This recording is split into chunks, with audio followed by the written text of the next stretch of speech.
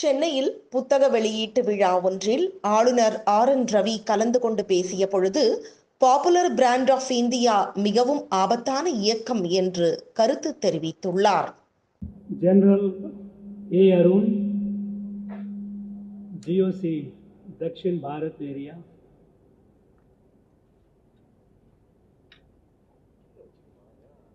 Tirumati Pushpita Mitra, wife of late General Subrato Mitra, Professor S. Gauri, Vice Chancellor, Madras University,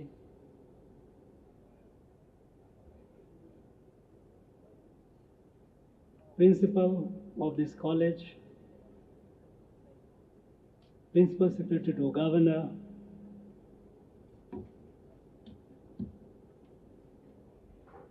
distinguished invitees, gracious ladies and gentlemen, Anaivarkum Vanakkam.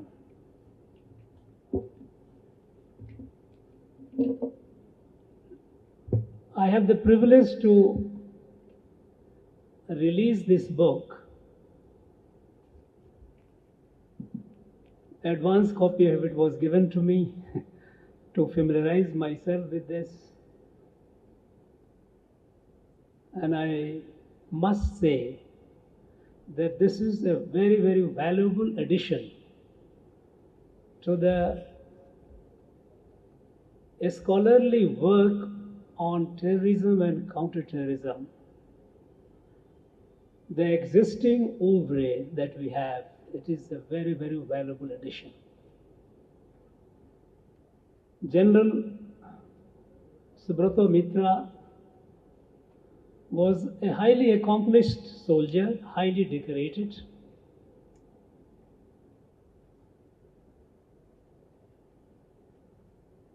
Having served in and carried on a wide range of responsibilities, be it on the external front with Pakistan and China, be it in the internal security scenario, the terrorism in Jammu and Kashmir and Northeast. He has spent his life defending the country from the enemies without and enemies within.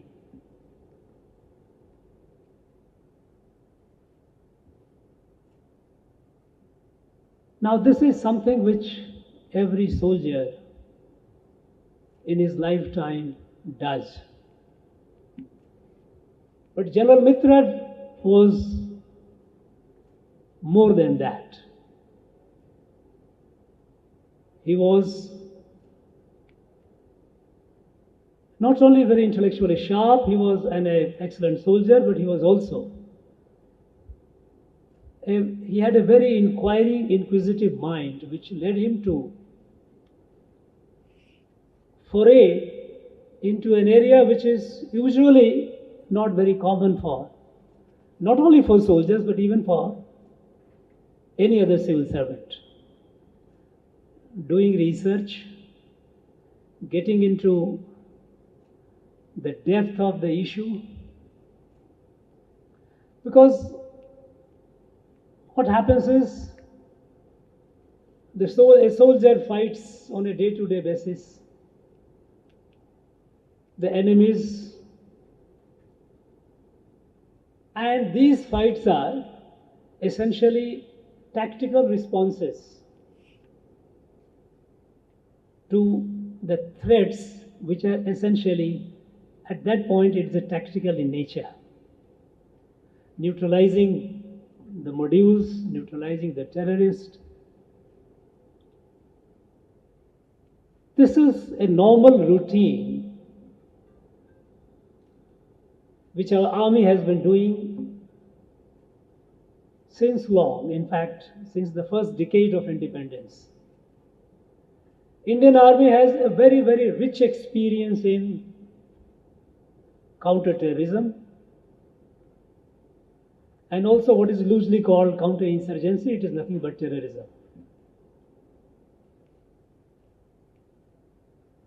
But we don't have many a scholarly work which goes into a strategic dimension of it.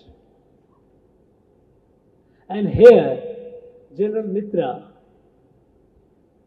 stands apart, that besides dealing with the problem, dealing with the threats on a day-to-day basis, he also went deep into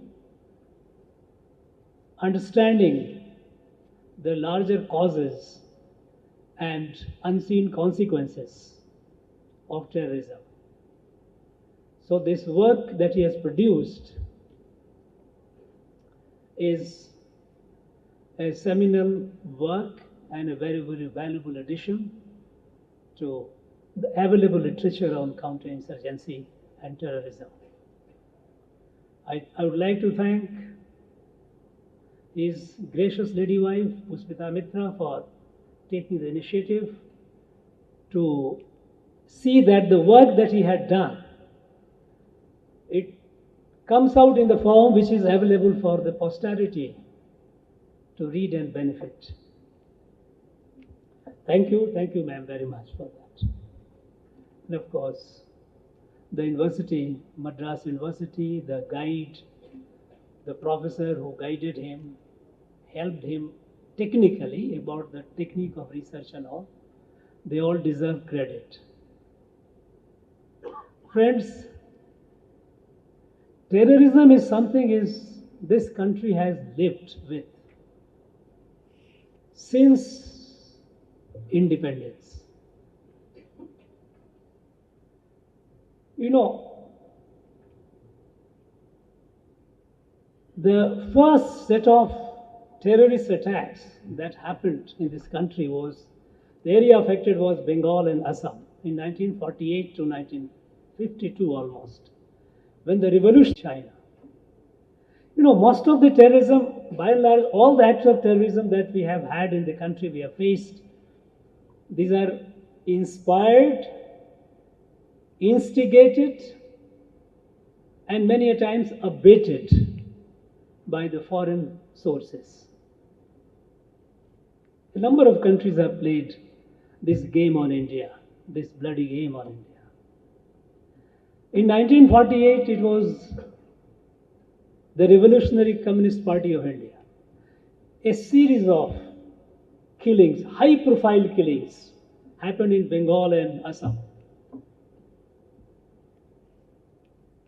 By the time, it didn't have a long self-life. It was, our security forces were able to suppress and control them. Then the Nagas in the Naga hills of Northeast, they began. Now what RCPI did, subsequently it started mutating. It became various variant Naxalite attack, a movement that happened in North Bengal, then it came to South Bengal, it came to today Jharkhand, it came to spread to then Madhya Pradesh, now Chhattisgarh. And there was a nucleus of it from Telangana, part of the then Andhra. And they were waging acts of terrorism in different parts of the country. That was one strain, largely inspired by China.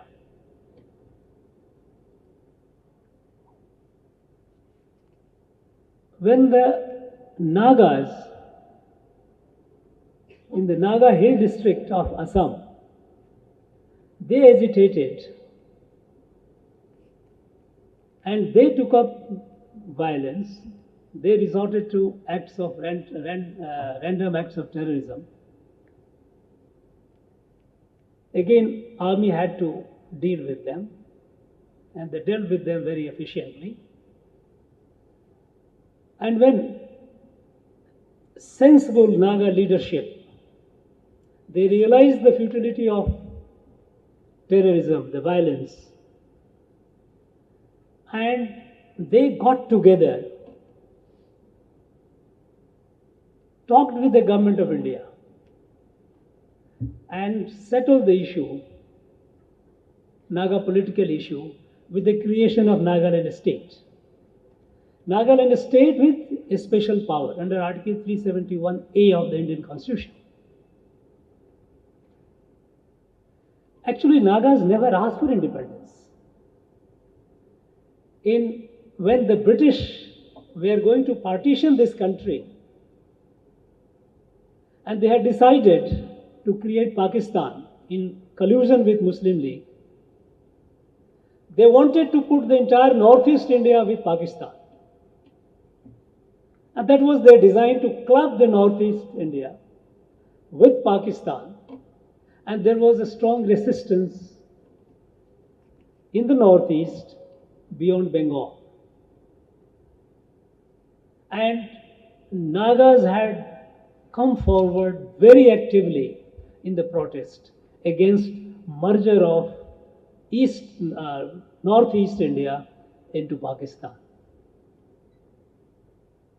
And then the only political entity in Naga held district, which was the Naga National Council, they passed a resolution in 1946.